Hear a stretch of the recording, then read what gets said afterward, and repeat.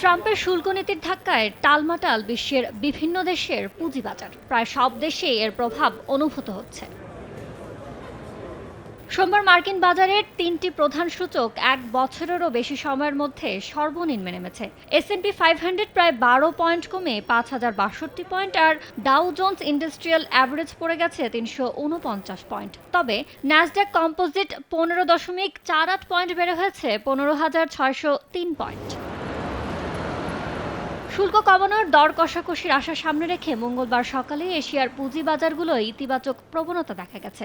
1.5 বছরের মধ্যে সর্বনিম্নে নামার পর এদিন জাপানের নিক্কে সূচক বেড়েছে 6.5%। দক্ষিণ কোরিয়ার কসপি সূচক 2% বেশি বেড়েছে।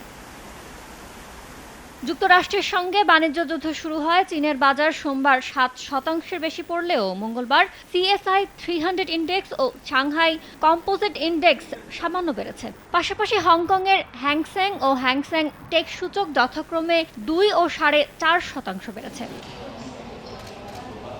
তবে ইন্দোনেশিয়ার পুঁজিবাজারের প্রধান সূচক জেকেএসসি 9.2% কমে 2021 সালের জুনের পর সর্বনিম্ন পর্যায়ে নেমে যায়। এতে আধ ঘন্টার জন্য বাজারের লেনদেনও বন্ধ হয়ে যায়। পাশাপাশি দেশটির মুদ্রার মানও প্রায় 2% কমে সর্বনিম্নে নেমে এসেছে। এদিকে ধস নামে তাইওয়ানের পুঁজিবাজারেও সূচক পড়েছে 919 পয়েন্ট।